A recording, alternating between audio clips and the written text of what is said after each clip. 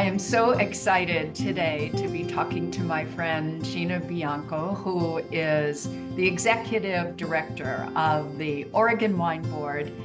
And if you are a wine lover in the United States, as we all are, Oregon has just been rocking the world in how extraordinary its wines have been in the last few years. So Gina, you lucky woman. Does this mean that you drink Oregon wine all the time, I'm imagining?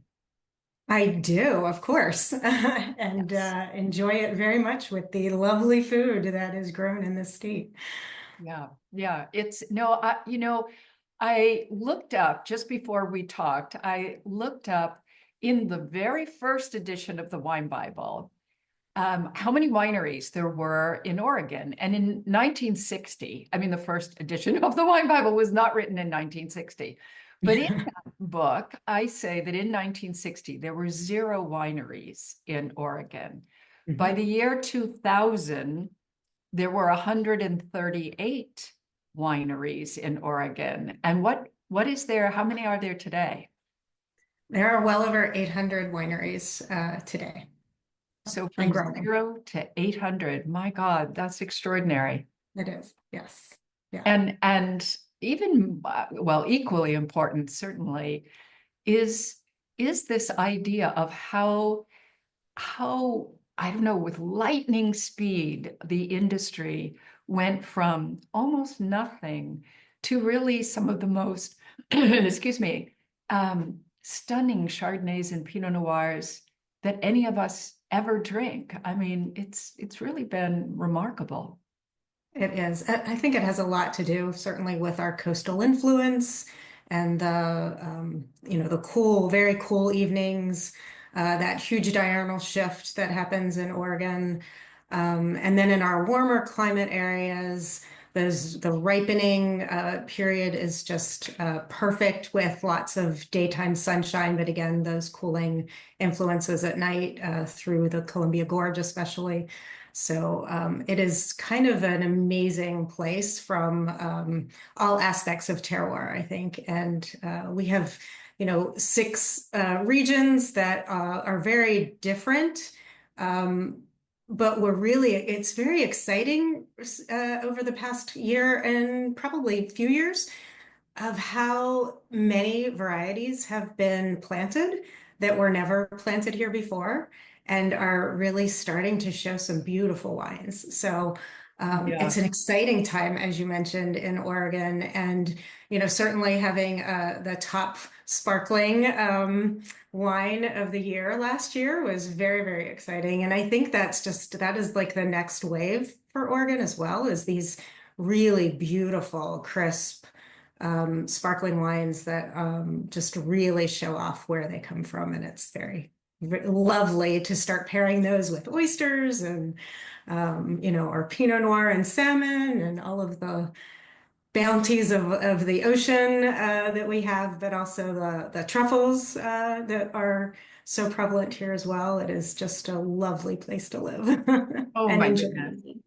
Well, and thank you for participating in Share and Pair Sundays, which I want to talk with you about in a moment. But there's no doubt that Oregon's bounty, both wine and food, is extraordinary. And you just reminded me of something that I think a lot of us do, which is to only think about Oregon in terms of Chardonnay and Pinot Noir, still wines, and and forget to talk about all of the other varieties being grown there, many of them cool climate varieties, both red and white, as well as all the bubbles being made there. So thank you. I want to ask you a question, though. I was thinking about this morning, that so many people fall in love with wine after they have visited a winery. Mhm. After you have visited a winery once, you sort of see wine in a different way, and you see it through perhaps the hard work of the people who have, so intently made this beautiful product, which is not easy to make.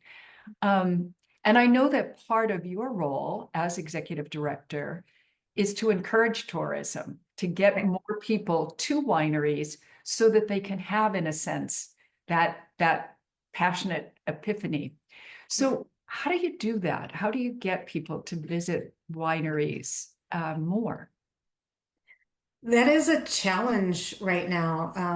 As you well know, the industry has been facing a lot of headwinds and everything from tariffs and potentially new taxes to um,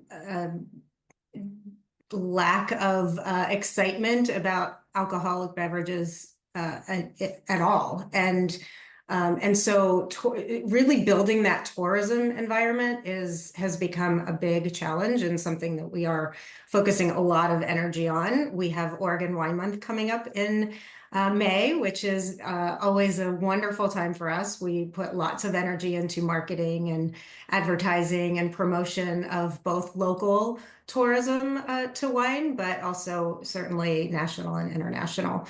Yeah, this is something that is affecting every wine region in the world, as you know. And so we encourage all of your listeners and viewers to come and visit Oregon and take part in it's spring and everything's in bloom. It couldn't be more lovely right now, though temperature is amazing. And we would love to have you come visit our winemakers. And I think the one thing that I noticed early on in my time visiting Oregon was just the hospitality energy in the state is beyond compare. And it just differentiates us in so many ways, whether it's a winery or a restaurant. Everybody is just so welcoming and has such passion. I heard a story the other day about somebody who had been traveling and they had a suitcase full of dirty laundry and they were at the desk at the hotel saying, like, is there a place for me to do laundry? And the GM came over and said, oh, I'll take it home and wash it for you. So it's just that serious hospitality mind that just comes in so many surprising ways. Totally outside of wine, but just, in all aspects. And it's fun. That is a funny story. I'm going to resist the temptation to say, bring your dirty laundry to Oregon, but you already said that. But I agree with you, though. In the last few years, I've gone to Oregon many times, and it really has its own character. And I think it's because, um, you know, there are so many family wineries there, first of all, so many mom and pop wineries, in a sense, and also because Oregon it really possesses this old Western spirit of the kind of rugged individual who, against all odds, is going to make it somehow. And I remember even the last time I was there, which was just a half a year ago, when you're off trying to find a winery, you're often on dirt roads. And I love that. I love the fact that you feel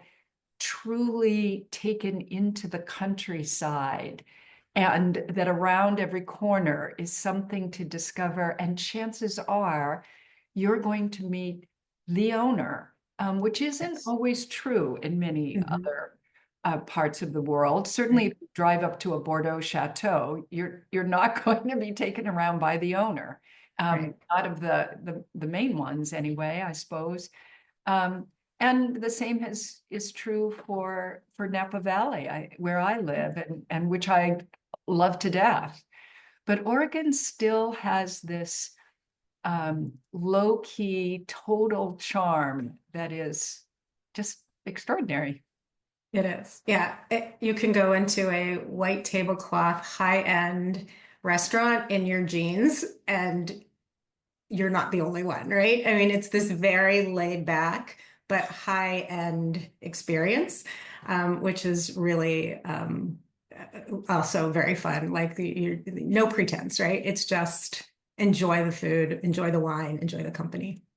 Well, and no pretense is really important because it's not only true among winemakers, but it's important for all of us who are just wine drinkers to remember that wine doesn't require any pretense. It doesn't require anything except being comfortable, being relaxed, and enjoying it.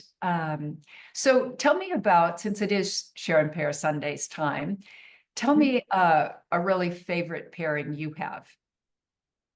Oh, well, I mentioned the oysters and sparkling, of course. I also, and a Riesling and sparkling is another, or Riesling and oysters is another amazing. But Dungeness crab here is spectacular. Bringing that crab in and having a beach picnic over a fire and everything from potentially a Grenache to kind of support that smoke. But a beautiful white, like a crisp Chardonnay, are also amazing pairings. We also have lamb that is grown in Oregon, and it is amazing. And so a nice Syrah with that, or a Gamay maybe. Those are all options, right? That's the beauty Yeah. of having so many different varieties grown here. Well, if someone by chance does not know Dungeness crab, these are crabs all that are harvested off the entire West Coast, Washington, Oregon, and California, and they are big. They are maybe this big. Yes. So they're really meaty, and the meat of them is very rich and succulent and juicy. And every Dungeness crab season, I love to get them and just dunk the meat in butter. You know, you have to really wear something not good because otherwise it's going to the dry cleaner. And if the butter is rolling down your wrist. And with Chardonnay. In fact, I have an Oregon Chardonnay. This is Gina Crown Chardonnay from the Willamette Valley called Desiderium, which I love the name of this. But Chardonnay in Oregon really, I think, gave a whole new way of thinking about Chardonnay in all of America because in the last 5 years in particular, Oregon Chardonnay set itself quite apart from California and Washington Chardonnay. It really, some of it was having clones from Burgundy brought in, and they came to Oregon first before they came to any other part of the United States. And part of it is, I think, the fact that so many Oregon winemakers really talk to each other. I mean, they're always just off on their own, comparing what they do. And so the whole industry has helped itself get better and better and better very quickly. I don't think there's a secret in Oregon, at least not as far as winemakers are concerned. They're very collaborative. Indeed. They still do their blind tastings and they talk about what's working well for them. There's a lot of Chardonnay done without oak. So again, you get those brighter wines that are just lovely to pair with just about anything. Well, and every year, of course, and I hope it will continue, the International Pinot Noir celebration has to be one of the absolute great food and wine Yeah. experiences of a lifetime. I forget how many pounds of salmon.